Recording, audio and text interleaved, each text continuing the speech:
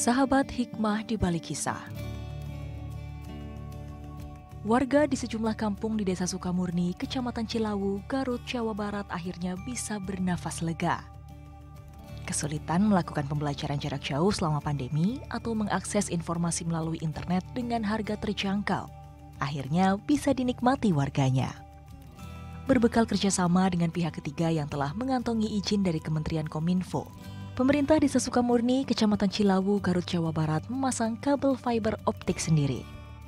Pihak desa berinovasi untuk mengembangkan pemanfaatan internet bagi kebutuhan warga. Ternyata internet itu masih barang mahal dan sulit diakses loh bagi sebagian warga Indonesia. Kini internet murah sudah terpasang. Warga hanya perlu mengeluarkan dana Rp100.000 untuk kapasitas internet sebesar 3 Mbps selama 1 bulan. Kapasitas ini bisa digunakan oleh lebih dari 3 orang dalam satu rumah. Kini warga tak perlu direpotkan lagi dengan urusan kuota.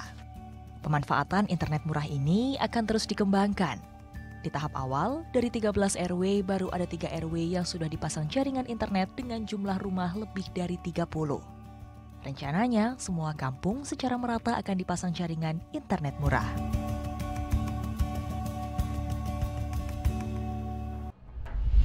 Wah, ngomongin internet zaman sekarang mah ya Sat ya.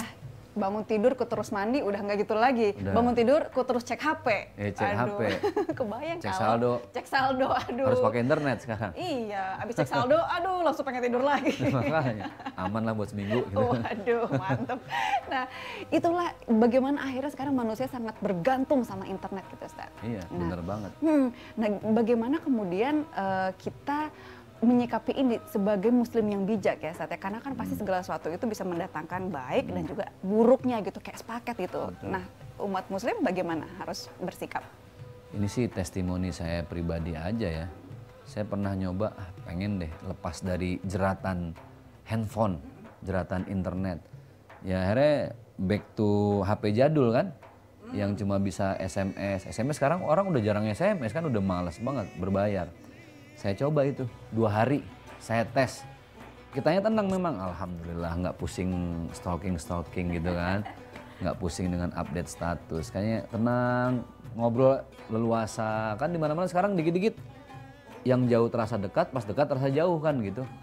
Wah nggak bisa, berarti memang bukan kitanya yang harus balik ke dunia zaman dulu, tapi bagaimana kita memanfaatkan handphone ini dengan baik. Ada olah rasa tadi di situ. Bagaimana handphone ini menjadi sarana ibadah. Dulu saya ingat banget waktu kuliah, kalau mau cari satu hadis itu sanadnya, ada ilmu mustalah hadis namanya, itu lama. Kita ke perpustakaan dulu, terus nggak ada di perpustakaan A, kita mesti ke perpustakaan B, nanti ke rumah dosen. Sekarang subhanallah, simple banget. Kita mau cari ayat tentang zakat, klik aja di satu aplikasi, zakat. Semua ayat dan hadis tentang zakat bisa keluar. Saya mau cari tentang sholat, semua pendapat ulama 5 mazhab, bukan cuma 4. 5 mazhab bisa terdeteksi. Pendapat mazhab Syafi'i tentang kunut A, Imam Hambali apa, itu semua ada. Jadi saya merasa bahwa sekarang nih justru kita harus lebih mengedukasi diri dengan handphone. Nah, kenapa saya sampaikan pengalaman ini? Supaya ini jadi ladang pahala. Tadi kan udah kita bahas nih. Orang Islam nih banyak banget kesempatan untuk berinvestasi akhirat dengan melibatkan Allah. Termasuk diantaranya adalah aktivitas berinternet kita. Itu bisa jadi ibadah loh. Ketika orang bisa menyerap kebaikan dari yang kita sebarkan. Kan hebat sebenarnya. Tapi sebaliknya, dosa kita bisa berlipat ganda juga dengan internet. Sekarang siapa sih orang yang mau bikin dosa di internet? Gampang banget. Tinggal buka link tertentu, atau klik link tertentu, atau buka website apapun, udah banyak banget. Itu udah ngampar di mana-mana, udah di Instagram.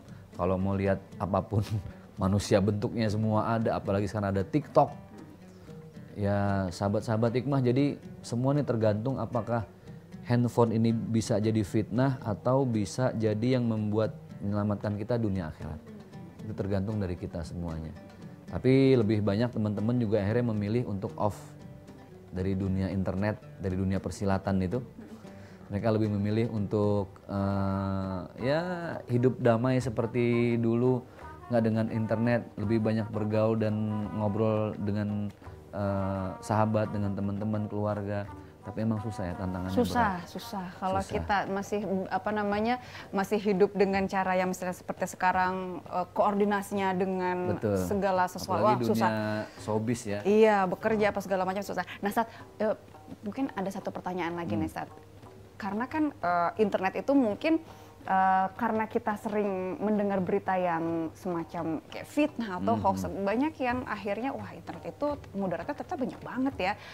Padahal mungkin ada peluang kalau internet itu bisa justru mempertebal kadar keimanan, betul nggak, Sat? Oh iya betul banget. Seperti tadi aplikasi yang kita buka, ya udah nggak repot-repot. Sekarang banyak orang yang nanya sama saya misalnya gini, Ustadz, saya mau tanya kalau mau umroh berangkatnya berapa? Ini kan mau ibadah. Saya mau haji berangkatnya berapa? Saya nggak perlu repot ngejelasin. Kan sekarang udah ada video yang dibikin link tuh. Jadi saya syutingnya sekali, tapi ada pertanyaan apapun dia tinggal klik karena ada kisi-kisinya kan. Udah, klik udah, apapun pertanyaannya dia tinggal lihat di video itu. Itu kan keren banget. Bayangin, syutingnya sekali tapi pahalanya, waduh, berkembang biak terus kan. Setiap ada orang yang tercerahkan, saya kebagian lagi pahalanya. Jadi kalau saya malah bersyukur dengan ada internet. Kenapa? Karena kita udah nggak repot lagi ketika Allah mau melipat gandakan pahala, itu tergantung dari kita kan. Kita bikin satu video kebaikan disebar kemana-mana, Allah lipat gandakan lagi pahalanya. Terus seperti itu. Tapi hati-hati, konten keburukan itu bisa jadi dosa jariah. Yang tadi bisa jadi amal jariah, yang ini bisa jadi dosa jariah. Dosa jariah itu dosa yang terus mengalir sampai kita di padang mahsyar. Jadi handphone tuh pilihannya dua. Kalau gambaran tuh gini, kanan ke sorga, kiri ke neraka. Ayo mau yang mana? Tinggal pilih. Sini jadi amal jariah, sini jadi dosa jariah. Gitu. Internet di tangan kita ini kita sendiri yang menentukan akan membawa kita ke dosa jariah atau amal jariah. Betul. Oh, Masya Allah. Baik sahabat hikmah, banyak kan kisah juga dan pencerahan yang kita dapat, tapi memang banyak juga kisah yang membuat kita sedih, tapi alangkah baiknya kalau kita mengambil itu sebagai sebuah hal yang bisa membawakan kita menjadi lebih bijak dan juga lebih baik. Karena percayalah selalu ada hikmah di balik kisah. Saya Rahma dan Ustadz Zaki pamit. Wassalamualaikum warahmatullahi wabarakatuh. Waalaikumsalam warahmatullahi